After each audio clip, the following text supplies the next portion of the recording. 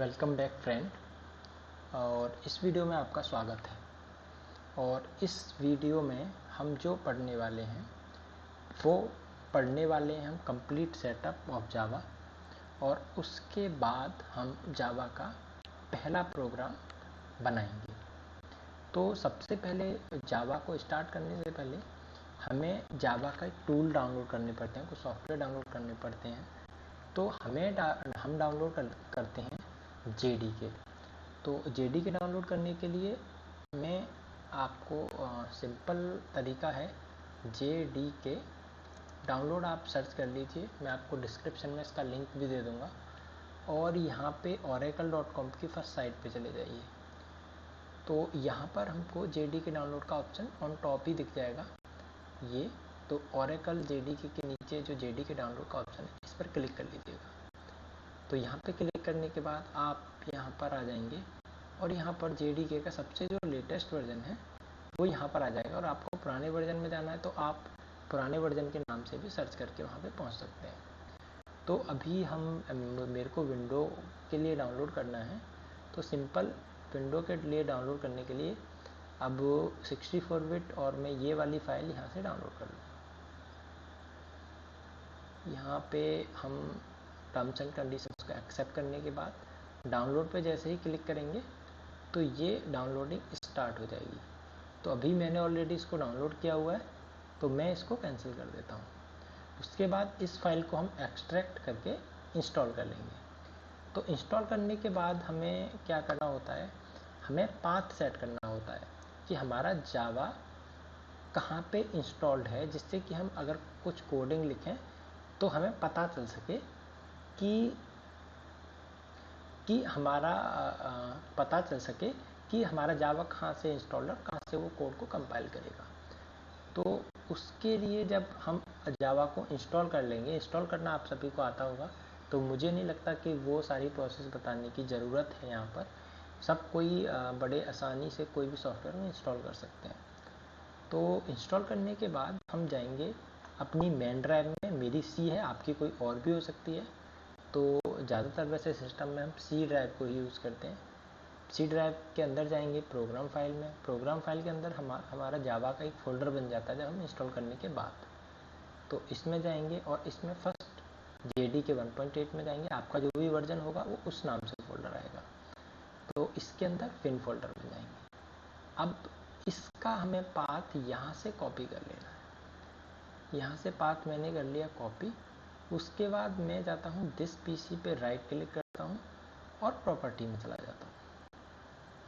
Property में जाने के बाद हमें लेफ़्ट में 4th नंबर पे एडवांस सिस्टम सेटिंग का ऑप्शन आ रहा है, तो हम इस पर क्लिक करेंगे।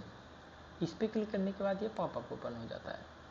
तो जैसे ही पॉपअप ओपन हो जाए तो इसमें एक ऑप्शन आ रहा है कैंसल ओके और अप्लाई बटन के ऊपर इन्वायरमेंट वेरिएबल का। तो इन्वायरमेंट वेरिएबल के बटन पे कर देंगे क्लिक। और उसके बाद मैंने ऑलरेडी पाथ सेट किया हुआ है, तो यानी कि मेरे पास जो कॉपीड है इस टाइम पे ये वाला पाथ है। तो आपको क्या करना है, न्यू पे जाना है, यहाँ पे पाथ लिखना है और यहाँ पे पेस्ट कर देना है।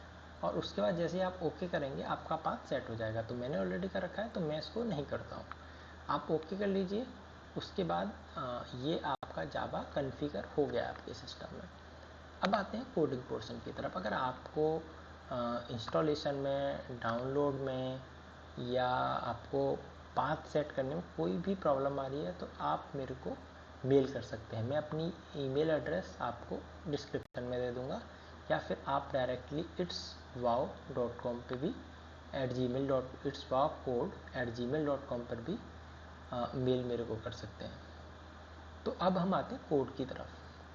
तो अब कोड किस एडिटर में किया जाए, तो हम इक्लिप्स में भी कर सकते हैं, हम नॉर्मल नोटपैड पे भी कर सकते हैं, हम और भी कोई विजुअल स्टूडियो है, इंटेलिज है, तो हम किसी पे भी कर सकते हैं। तो अभी हम शुरुआत की प्रोग्रामिंग कर रहे हैं तो छोटे छोटे कोड होंगे, ज़्यादा हमें सजेशन भी नहीं लेने हैं, क्योंकि हमें वो अंडरस्टैंड हो जाए, हमें वो चीज़ें लिखनी आ जाए कि हमें क्या लिखना होता है। क्योंकि एडिटर हमें बहुत सारी चीज़ें सजेस्ट करके दे देता है, तो हमारी कोडिंग जो टाइपिंग है वो पर्टिकुलर प्रोग्रामिंग लैंग्वेज के लिए वो अच्छी नहीं हो पाती है।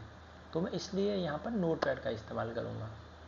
तो सबसे पहले मैंने अपने डेस्कटॉप में नोटपैड कर लिया है स्टार्ट, और नोटपैड पे सबसे पहला हम प्रोग्राम बनाते हैं। तो हम एक बनाते हैं क्लास, और क्लास का नाम रख देते हैं फर्स्ट जावा, और इस क्लास को फॉलो करते हैं कर्ली ब्रेसेस। ये हमारी क्लास बनाने का एक फॉर्मेट है, क्लास और उस क्लास का नेम जो हम रखना चाहते हैं, यानी कि फर्स्ट जावा, और उसको कर्ली ब्रेसेस। अब इस क्लास की जो कोडिंग होगी वो इन कर्ली ब्रेसेस के अंदर होगी। तो ये फर्स्ट प्रोग्राम है, तो हम सिंपल इसमें एक हमारा मेथड होता है पब्लिक स्टैटिक वॉइड मेन, इसको हम मेन मेथड भी बोलते हैं। तो अभी इस केवल एक कोड देख लेते हैं, इसके बाद में इनकी किसकी क्या ज़रूरत है, या आगे आने वाली कोडिंग में पढ़ेंगे। तो ये एक सिंटैक्स होता है इसको लिखने का, और ये हमारा हो जाता है मेन मेथड। यानी कि कोई भी जावा प्रोग्राम को रन करने के लिए आपको पब्लिक स्टैटिक वॉइड मेन जो मेथड है, जो मेन मेथड है, इसकी ज़रूरत होती है। 1.6 वर्जन या उससे पहले वाले वर्जन में हम बिना मेन मेथड के भी प्रोग्राम को रन कर सकते थे, लेकिन 1.6 के बाद से ये फीचर हमारे पास नहीं। कुछ रीज़न रहे थे, कुछ इम्प्रूवमेंट हुए, तो हमको मेन मेथड अब चाहिए होता है, जहाँ से हमारा पूरा प्रोजेक्ट या पूरा एक सॉफ्टवेयर है वो स्टार्ट करता है। यानी कि सबसे पहले जब हम रन करेंगे तो सबसे पहले जो कंपाइलर है वो मेन मेथड में जाएगा। तो अब यहाँ पे हमें कोई भी एक स्टेटमेंट प्रिंट करना है, तो उसको प्रिंट करने का जो तरीका होता है वो कुछ ऐसे होता है, सिस्टम डॉट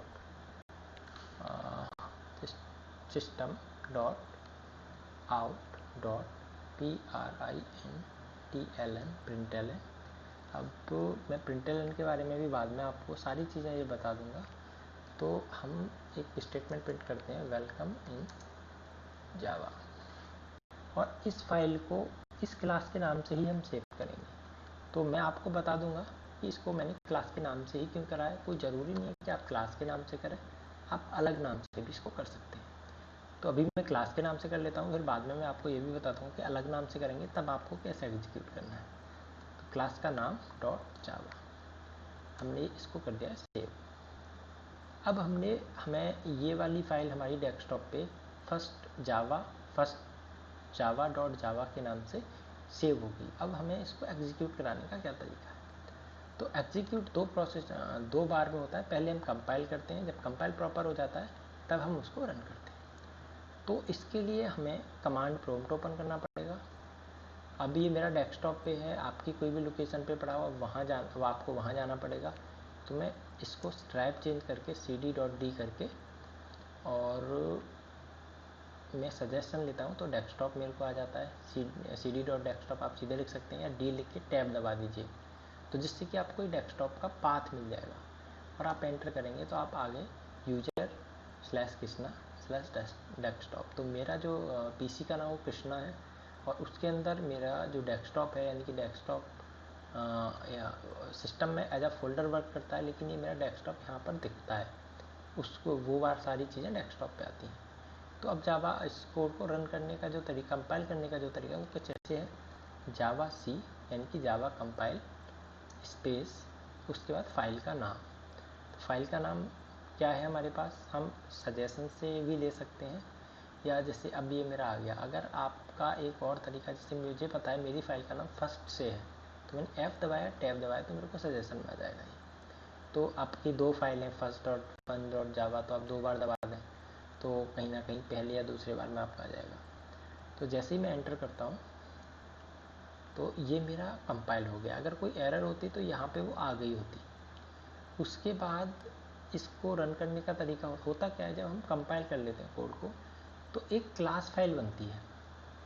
तो अभी देखो ये वाली फाइल, अभी जो मैंने कोड कंपाइल किया तो ये बनी है first Java dot class file. अब ये जो फर्स्ट जावा डॉट क्लास है, ये क्लास का नेम जो होता है उस नाम से बनेगी। तो अगर हम फाइल का नेम डिफरेंट रख देंगे तो ये अलग नाम से बन जाती है, ठीक है। तो अब हमें क्लास को करना पड़ता है रन। तो क्लास को रन करने का सबसे बेस्ट है जावा, मैं इसको कमांड को हटा देता हूँ, जावा स्पेस क्लास का नेम FIRSTNAME। तो ये हमारे क्लास का नेम है, और ये हमने कर दिया तो ये कह रहा है could not find load main class first name, sorry मैंने नाम यहाँ पे गलत लिख दिया है, मेरे को क्लास का नाम है फर्स्ट जावा, तो मैंने जावा लिखा और ये वेलकम इन जावा यहाँ पर प्रिंट हो गया। तो ये हमारी पहला प्रोग्राम हमने कर लिया है। तो मैं उम्मीद करता हूँ कि समझ में आया होगा। अगर नहीं भी आया है तो इट्स ओके, आप एक वीडियो को दोबारा से देख लीजिए, और कोई भी कन्फ्यूज़न है तो कमेंट बॉक्स में कमेंट कर देना या मेरे को मेल कर देना। कमेंट ज़्यादा बेटर रहेगा, जिससे कि आपका क्वेश्चन है और किसी और का भी क्वेश्चन सेम है, तो वहाँ पे मेरे को एक ही जगह रिप्लाई देना पड़ेगा दोनों। तो कमेंट करिए अगर समझ नहीं आ रहा है, क्योंकि पहला प्रोग्राम है तो आप कई बार स्टक हो जाते हैं, आपको कई बार बहुत छोटी सी चीज़ समझ नहीं आती, लेकिन जब हम 2-4 कोड इसको कर लेंगे उसके बाद आप भी परफेक्ट हो जाएंगे, तो आपको इन सारी चीज़ों में प्रॉब्लम आने की नौबत शायद नहीं आएगी। तो देखते रहिए मेरी वीडियोस को, और अगली वीडियो और भी ज़्यादा इंटरेस्टिंग होने वाली है, तो उसमें भी हम बहुत अच्छी चीज़ें पढ़ेंगे। उसमें हम पढ़ेंगे, मैं बता देता हूँ, उसमें कंपाइलर का इंटरनल प्रोसेस क्या है, वह क्या, ये पढ़ेंगे, और जेआरई पढ़ेंगे, जेआरई जेडीके के बारे में। ठीक है, इस वीडियो